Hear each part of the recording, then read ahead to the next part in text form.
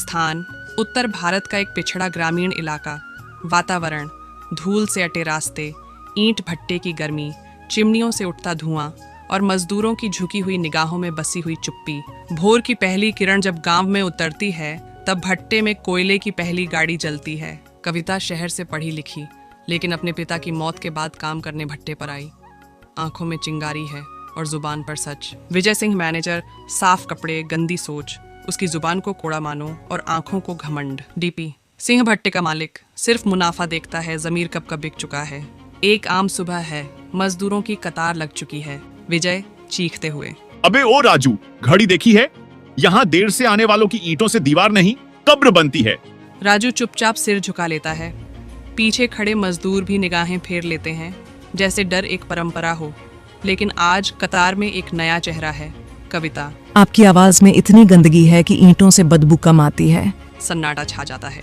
पहली बार किसी ने जवाब दिया है। विजय बोला, नया माल है, जुबान तेज है, भट्टे की गर्मी में जल्दी पिघल जाएगी। मैं मोम नहीं, आग हूँ, और आग जब फैलती है तो कोयले की नहीं, इंसाफ की गर्मी देती है। कविता रात को मजदूरों को पढ़ाती है, उन्हें बताती है कि मजदूरी अधिनियम क्या होता है और उनके अधिकार कैसे छीने जा रहे हैं। धीरे धीरे मजदूर कविता से जुड़ते हैं। एक रात कविता को विजय अकेले पकड़ लेता है। बहुत उड़ रही हो, अगर जिंदा रहना चाहती हो तो चुपचाप काम करो। डर तुम्हारा हथियार है, लेकिन अब हमने डरना छोड़ दिया है। कविता और मजदूर हड़ताल पर बैठ जाते हैं। मीडिया आती है, कैमरे चलते हैं, शहर की आंखें अब भट्टे पर हैं। डीपी सिंह को आना पड़ता है। कविता सबूत दिखाती है, कटौती की पर्चियां, चोटिल महिला मजदूरों के फोटो। डीपी सिंह गुस्से में, विजय, तुमने मेरे कारोबार को बदनाम किया। सर, ये लड़की सबके दिमाग भर रही है। हमारे दिमाग भरे नहीं, अब जाग चुके हैं, और जब इंसान जागता है तो किसी के आगे झुकता नहीं। विजय को बर्खास्त कर दिया जाता है। कंपनी मजदूरों को आईडी कार्ड देती है, मेडिकल सुविधा लागू होती है और मजदूरी तय समय पर मिलती है। राजू पहली बार कविता के पास आता है और धीमे से कहता है, आज मेरे बेटे ने पूछा, पापा आप अब मुस्कुराते क्यों हो? क्योंकि अब उसकी जिंदगी हमारी तरह नहीं होगी। लेकिन जहां एक ओर मजदूरों का सिर उठने लगा, वहीं दूसरी ओर मालिक डीपी सिंह को नुकसान होने लगा, क्योंकि अब अधिकार मिलने का मतलब था कम मुनाफा। डीपी सिंह शहर लौटता है, लेकिन वहां उसका एक नया प्लान बनता है। वो विजय को दोबारा बुलाता है, लेकिन इस बार एक नए नाम और पहचान के साथ।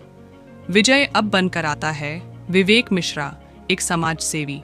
वो कहता है कि वह मजदूरों की भलाई के लिए एक एनजीओ खोलना चाहता है, जिसमें मजदूरों के बच्चों को मुफ्त शिक्षा, महिला मजदूरों के लिए प्रशिक्षण और औरतों को रसोई योजना के तहत काम देने की बात करता है। एक दिन कविता पूरे मजदूर वर्ग को एकत्र करती है। कविता गंभीर लहजे में, जो आदमी हमें तोड़ना चाहता था वो आज हमें मिठाई खिला रहा है ताकि हम फिर से झुक जाएं। राजू चौंकते हुए, क्या मतलब? देखो इस वीडियो को, यही है उसका असली चेहरा। वही पुराना विजय, वही पुरानी नफरत। विजय पकड़ा जाता है। इस बार पुलिस केस होता है। डीपी सिंह को भी भ्रष्टाचार में शामिल होने पर नोटिस मिलता है। सरकारी अधिकारी आते हैं। मजदूर यूनियन का पंजीकरण होता है। राजू को मजदूर यूनियन का अध्यक्ष चुना जाता है। कविता को राजकीय सम्मान के लिए नामांकित किया जाता है। भट्टे में अब एक छोटा स्कूल खुल चुका है। कविता उसमें बच्चों को पढ़ा रही है। राजू अब वो सिर्फ मजदूर नहीं, एक नेता है। राजू मुस्कुराते हुए, कविता बहन, अब तो ये भट्टा जलता नहीं, रोशनी देता है। और यही रोशनी एक दिन हर भट्टे, हर खेत, हर कारखाने तक पहुंचेगी। जब इंसान को इंसान समझा जाएगा, तब असली आजादी आएगी। फिर एक दिन, एक रात कविता को उसके झोपड़े के दरवाजे पर एक कागज का टुकड़ा मिलता है। बिना नाम का, सिर्फ 4 शब्द, सब कुछ खत्म कर देंगे। वो चौंकती है। अगले ही दिन भट्टे में एक हादसा होता है। एक दीवार गिरती है, जिसमें एक मजदूर घायल हो जाता है। लोग इसे दुर्घटना मानते हैं, लेकिन कविता को शक होता है। राजू और कविता की जोड़ी बनती है जासूस। कविता और राजू तय करते हैं, बस अब और नहीं, सच खोदना होगा। राजू रात में भट्टे के पुराने रिकॉर्ड ढूंढता है। कविता मजदूरों से गुपचुप बातें करती है। धीरे धीरे पता चलता है कुछ मजदूर गायब हुए हैं, लेकिन उनकी फाइलों में उन्हें छुट्टी पर दिखाया गया।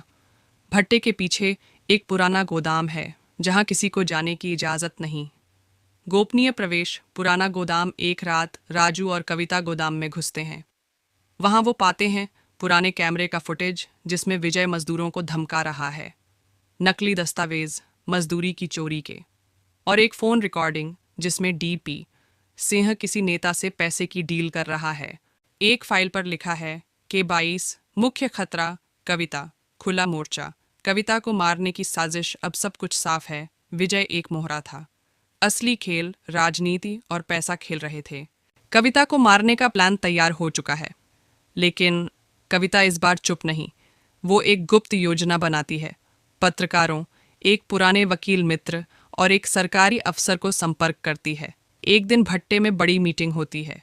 डीपी सिंह अचानक कविता पर हमला करवाता है, लेकिन तभी एक लाइव कैमरा चालू हो जाता है। पूरे देश में टीवी पर सीधा प्रसारण चल रहा है। कविता जख्मी हालत में। देखिए, यही है वो लोग जो मजदूरों को जानवर समझते हैं। मैं मर भी जाऊं पर ये रिकॉर्ड अब सबके पास है। वो वकील सामने आता है और कहता है, ये फुटेज और दस्तावेज अब अदालत में पहुंच चुके हैं। कविता अस्पताल से लौटती है। चोट के निशान हैं, पर आंखों में तेज और भी ज्यादा है। राजू, दीदी, आप सच में सिर्फ मजदूरों की नेता नहीं, हमारी उम्मीद हो। मैं अकेली नहीं। जब हर मजदूर अपने हक के लिए खड़ा होगा तब ये आग कभी नहीं बुझेगी। अधिकार की आग को कोई बुझा नहीं सकता, क्योंकि ये सिर्फ चिंगारी नहीं, इंसान की आत्मा का ताप है। इस कहानी को लेकर मैं आप लोगों को एक बात बोलना चाहता हूं। जिस दिन मजदूर हथौड़ा छोड़ देगा, उस दिन महलों के सपने भी अधूरे रह जाएंगे। जिस हाथ ने ईंट उठाई है, उसी ने ताजमहल रचा है। मजदूर की थकान में पूरे देश की रफ्तार छुपी है। वो थमेगा तो फैक्ट्री बंद, शहर ठहर और चूल्हा ठंडा हो जाएगा। कभी सोचो, जो धूप में जलकर दूसरों के लिए छाया बनाता है, उसे हम क्या देते हैं? सिर्फ मजदूरी या एक इंसान का दर्जा? मजदूर की कीमत पैसे से नहीं, उसकी जगह समझकर चुकाई जाती है, क्योंकि जो नींव में होता है वही असल ताकत होता है।